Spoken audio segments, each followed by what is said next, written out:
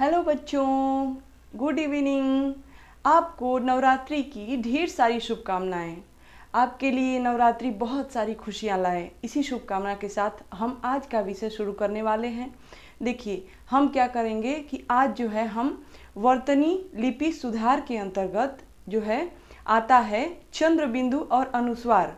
इनके प्रयोग में क्या क्या अंतर हैं इनको हम जानेंगे आज। और जो है अनुस्वार जो है अनुस्वार कहाँ कहाँ प्रयोग में लाए जाते हैं और कहाँ प्रयोग नहीं होते, इसको हम इस क्लास में जानने वाले हैं। ठीक है, अगर आप मेरे साथ ये पूरी क्लास देखते हो तो आगे से आपको कभी भी वर्तनी जो अशुद्धियाँ आती हैं वर्तनी में वो आपको नहीं होने वाली हैं और ये क्वेश्चन कभी गलत नहीं होंगे अनुस्वार से संबंधित। ठीक है, तो हम क्या करते हैं कि हम बढ़ते हैं अगली कक्षा में, देखते हैं क्या क्या है आज।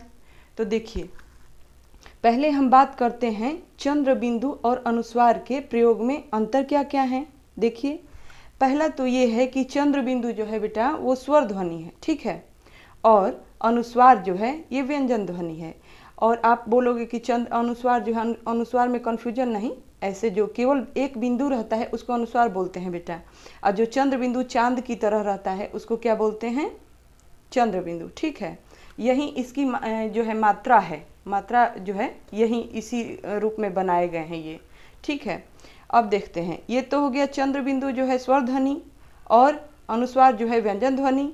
लेकिन अब इसको आगे देखते हैं, ये है इसका वर्ण के साथ कम मात्रा में मेल होता है जो चंद्र बिंदु है। जैसे चांद मतलब थोड़ा थोड़ा अलग ये रहता है, ये नहीं कि एकदम।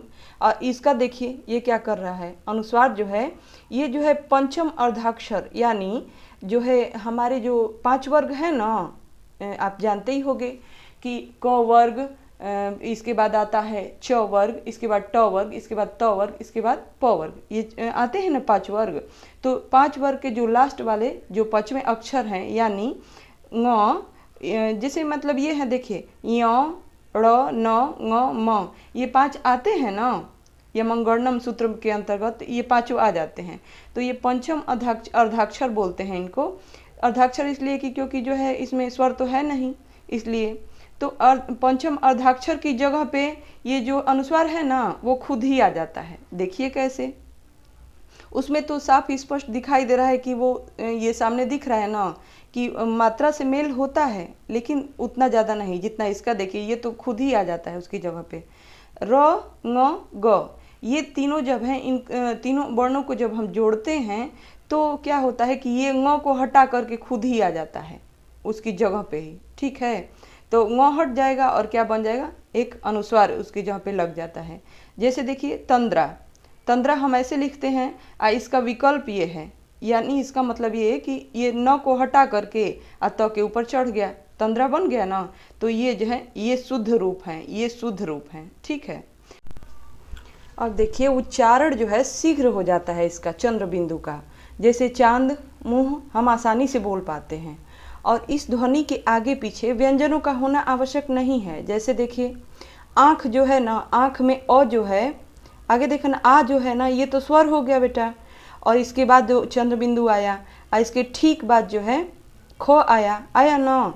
तो इसमें जो है स्वर और व्यंजन जो है आगे पीछे उसमें कोई अंतर नहीं पड़ता कि दोनों व्यंजन ही हो, नहीं, इसमें आगे स्वर या पीछे व्यंजन भी हो सकता है। लेकिन अनुस्वार की देखिए स्थिति, उच्चारण अपेक्षाकृत लंबा होता है। जैसे रंग, हंस, ठीक है, तो लंबा होगा और यह 2 व्यंजनों के मध्य प्रयुक्त होता है। जैसे देखिए रंग, र ङ ग होगा ना, तो इसमें जो है र आ गया इधर, ङ के ठीक बाद जो है ग आ गया ना। तो ये अनुस्वार जो प्रयोग हुआ इसके आगे पीछे जो है दोनों व्यंजन होने चाहिए। ठीक है, अब देखिए इसमें उच्चारण के स्थान पे अर्थ भेद होता है। कैसे, ये देखिए मैंने लिखा यहाँ पे चंद्र बिंदु और हंस लिखा ना, और यहाँ पे हंस लिखा। ठीक है, तो हंस का मतलब क्या है, अगर कहीं वाक्य में प्रयोग हुआ है कि वह हंस रहा था, तो हंस का मतलब अर्थ यही ना होता है कि हंसना। जबकि हंस जो है मैंने देर से बोला, तो इसका अर्थ होता है एक पक्षी के रूप में होता है ना, इसका अर्थ लिया जाता है। हम आगे बात करते हैं कि चंद्र बिंदु की अपेक्षा अनुस्वार अधिक महत्वपूर्ण है। कैसे, देखिए जैसे मान लीजिए किसी वर्ण की, वर्ण यानी कोई अक्षर हो, उसकी पाई, पाई मतलब बोलते हैं जो ये खड़ी रेखा होती है ना, उसी को पाई बोलते हैं। और शिरोरेखा, पाई हो चाहे शिरोरेखा, शिरोरेखा मतलब इसको, इसके ऊपर जो नहीं डाला जाता है उसको शिरोरेखा बोलते हैं। तो शिरोरेखा पर अन्य स्वरों की मात्रा का प्रयोग होने पर वहाँ जो है चंद्र बिंदु के स्थान पर क्या हो जाता है बेटा, अनुस्वार का प्रयोग हो जाता है।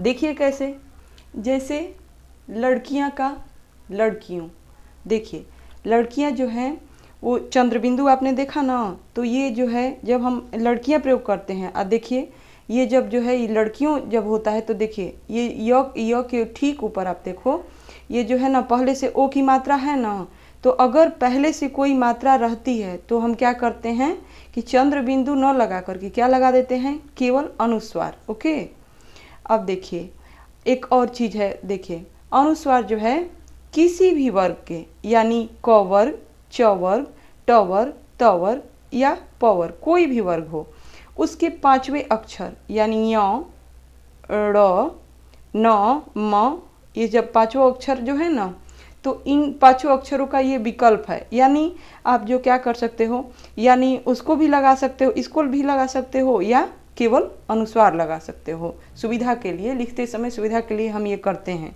ये दोनों सही हैं लेकिन सुविधा के लिए हम ये करते हैं, ठीक है। तो देखिए जैसे कि तंद्रा है ना, तो तंद्रा में जैसे ये न आया ना, तो हमने सुविधा के लिए क्या किया कि ये न जो है इसको हटा करके हमने केवल अनुस्वार लगा दिया, ठीक है। और संवेग में म के स्थान पे मैंने क्या किया, ये लगा दिया, ठीक है। तो अब जो हम बात करेंगे अगले जो है, देखिए महत्वपूर्ण जो अक्षर पे आते हैं, ये अक्षर कौन सा है, देखिए अनुस्वार जो है कहाँ कहाँ महत्वपूर्ण भूमिका निभाता है। देखिए उसी वर्ण की पाई, पाई यानी जो है खड़ी लाइन जो होती है, जैसे मान लीजिए कि ये तंद्रा जो है ना, या तो लीजिए तंद्रा में तो आया ना, तो ये खड़ी पाई जो होती है उसी को पाई बोलते हैं, इसको बोलते हैं शिरोरेखा, ठीक है। जो ऊपर की जो है बड़ी रेखा उसको शिरोरेखा बोलते हैं, और ये जो है पाई है बेटा। तो देखा जाता है कि इसका अनुस्वार कैसे प्रयोग में लाया जाता है, तो अनुस्वार उसी वर्ण की पाई या शीर्ष के ऊपर जो है अनुस्वार का प्रयोग होगा जिस वर्ण के जो है बाद ये लगाया जाना है। जैसे देखिए तंद्रा में तो के ठीक बाद लगाया जाना है ना, तंद्रा हम बोले पहले, तो तंद्रा हम बोल रहे हैं तो उसमें क्या है ना कि तो जो है पहले आता है बोलते समय तन, और उसके बाद न आता है। तो हम क्या करते हैं कि जिस अनुस्वार जहाँ लग रहा है उसके ठीक पहले वाला जो वर्ण है यानी तो उसके ठीक ऊपर जो हम क्या करेंगे बेटा कि हम अनुस्वार का प्रयोग करेंगे, यानी इधर नहीं करेंगे। जो अनुस्वार जहाँ प्रयोग होता है उसके जो है ठीक पहले का जो वर्ण होता है उसके ऊपर हम जो है शीर्ष के ऊपर हम क्या करते हैं बेटा, अनुस्वार लगा देते हैं, ठीक है। इसमें एक यह विशेष बात है बेटा, इसको आप ध्यान में रखना है। देखिए इसमें एक अपवाद भी है, जैसे कि देखिए हमने बोला ना कि अनुस्वार से ठीक पहले तो का उच्चारण हो रहा है, जैसे तंद्रा में मैंने देखा, आप सबने देखा और मैंने आपको बताया। तो देखिए इसमें अब अगला देखिए अपवाद क्या आ रहा है। अनुस्वार का प्रयोग प्रत्येक वर्ग के चारों अक्षरों के साथ ही होता है। जैसे कि देखिए यानी क वर्ग में क, ख, ग, घ अंगों को छोड़ करके, ये लास्ट वाले जो 5 हैं उनको छोड़ दीजिएगा, ये बस 4 ही जो आते हैं, क वर्ग, च वर्ग, ट वर्ग, त वर्ग और प वर्ग। ये यानी क से लेकर के म तक के बीच में जो है जितने सारे अक्षर हैं उनमें जो 5 अक्षर जो हैं लास्ट वाले पंचम अर्धाक्षर जो बोले जाते हैं, यानी अंग, य, ड़, न, म, ये 5 अक्षर जो हैं इनको छोड़ दीजिएगा। इसके अलावा जो आगे के जो 4 अक्षर जो है ना, जैसे कि क, ख, ग, घ, च, छ, ज, झ, इन सब के साथ ही बेटा अनुस्वार का प्रयोग होता है।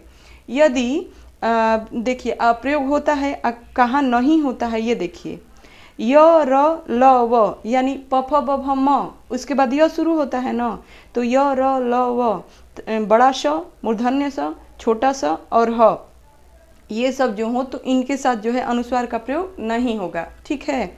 और इसके अलावा अगर जो शब्द है उस शब्द में अगर पंचम अर्धाक्षर यानी अंग, य, ड़, न, म अगर आते हैं तो उस जगह पे जो है विकल्प के रूप में अनुस्वार नहीं आएगा बेटा, ठीक है, जो होगा वहीं रहेगा, ठीक है। देखते हैं आगे।